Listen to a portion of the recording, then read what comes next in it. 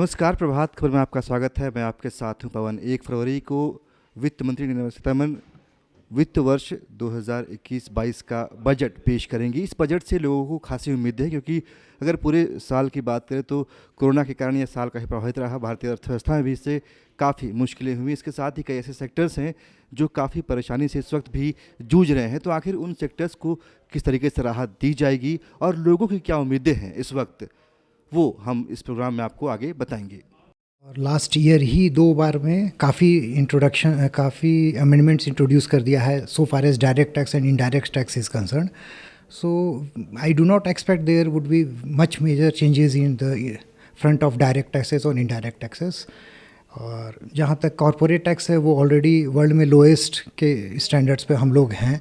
Personal income tax में सरकार का मूड सोप्स को विड्रॉ करने का ही है और ज़्यादा सोप्स ऑफ़र करके और टैक्सेशन का कलेक्शन को कम करने का मूड नहीं है, क्योंकि कोरोना के कारण एक तरह से टैक्सेशन कलेक्शन में स्टैग्नेंसी है और स्टैग्नेंसी के दौर में और कोई सा भी रिलैक्सेशन देने से रेवेन्यू कलेक्शन पे विपरीत प्रभाव पड़ेगा। आम आदमी की तरह से देखें तो ये बजट काफ़ी खास होने वाला है, क्योंकि हमने अभी लगभग साल भर कोरोना पैंडेमिक से जो टाइम वक्त गुजारा है, ये वाला काफ़ी जो पीरियड था काफ़ी मतलब तकलीफ़दायक रहा है सबके लिए। तो बेसिकली एक्सपेक्टेशन जो हमारा रहेगा गवर्नमेंट से ये कि जो भी सेक्टर्स जो इस पैंडेमिक से अफेक्टेड हुए हैं, जैसे टूरिज़्म हो गया, ट्रांसपोर्टेशन, ट्रैवलर, ये सब का जो सेक्टर है, इस पे गवर्नमेंट को ध्यान देना चाहिए।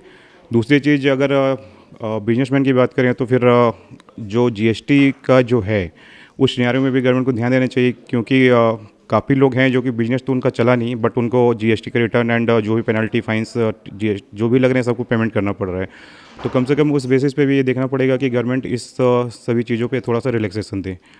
तीसरी चीज़ आती है आपकी कि डिजिटल इंडिया का जो प्रोग्राम कैंपेन चला था और अभी भी चल रहा है, इस पर गवर्नमेंट को खास ध्यान देना चाहिए था और अभी देना पड़ेगा। इस बजट पे भी उनको कुछ आगे निकल के आए ताकि पूरे इंडिया पे एक अच्छी तरह से काम हो सके। अगर हमारी माने तो बजट में कुछ विशेष चेंज या विशेष बदलाव का इस बार उम्मीद बिल्कुल भी नहीं है। जैसे कि अटकलें लगाई जा रही हैं, एक इंक्रीज़ इन सेविंग्स जो लोग कह रहे हैं कि 1.5 से 3 लाख कर दिया जाएगा, उम्मीद बहुत कम है। बट अगर ये कर दिया जाए तो इसके लिए एक आम आदमी के लिए अच्छी राहत होगी। दूसरा, अटकलें लगाई जा रही है कि एक एक्स्ट्रा सेस लग सकता है बेस्ड ऑन कोरोना सेस, जो कि कोरोना के खर्चों को निकालने के लिए ज़रूरी है। ये भी एक उम्मीद है। अभी तक सरकार की तरफ से इसके लिए कोई भी गाइडलाइन इशू नहीं हुआ है, बट अगर ऐसा होता है तो सरकार अपनी जगह पे गलत नहीं कहलाएगी, क्योंकि जिस तरह से सरकार को फाइनेंशियल बर्डन उठाना पड़ा है, कुछ बर्डन एक नॉर्मल आदमी बेयर कर सकता है। ये एक नॉर्मल अटकल है। अदर सेक्टर्स, एग्रीकल्चर सेक्टर को ज़रूरत है, काफ़ी कुछ राहतें मिल रही है।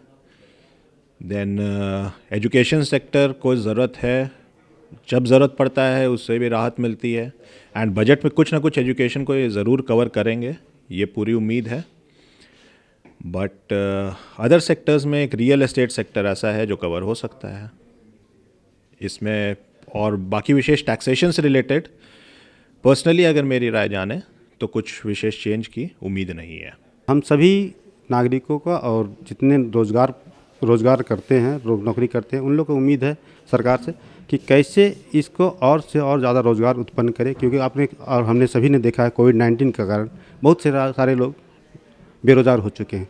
बेरोज़गारी होने के कारण इससे आप सभी को जानते हैं बेरोज़गारी होने से क्या क्या दिक्कतें आती सभी के घरों में, और साथ ही क्या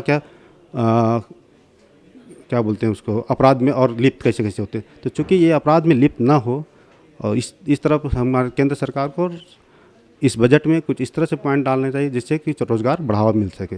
पहला तो ये। दूसरा पॉइंट है कि अभी हमने देखा कि 20 लाख करोड़ रुपया कुछ दिन पहले, 4-5 महीने पहले वित्त मंत्री ने सहायता के तौर पे अनाउंस किए थे। चूँकि ये अनाउंस तो किए, लेकिन लोगों को जागरूकता की कमी के कारण अभी तक उसमें हमको नहीं लगता कि 25% भी लोग यूज़ कर पाएँ, इसके यूटिलाइज़ कर पाएँ पैसे, जिससे हमारे देश के आर्थिक सुधार में मदद मिले। प्रभातखबर.com, विश्वास वही, रफ्तार नहीं।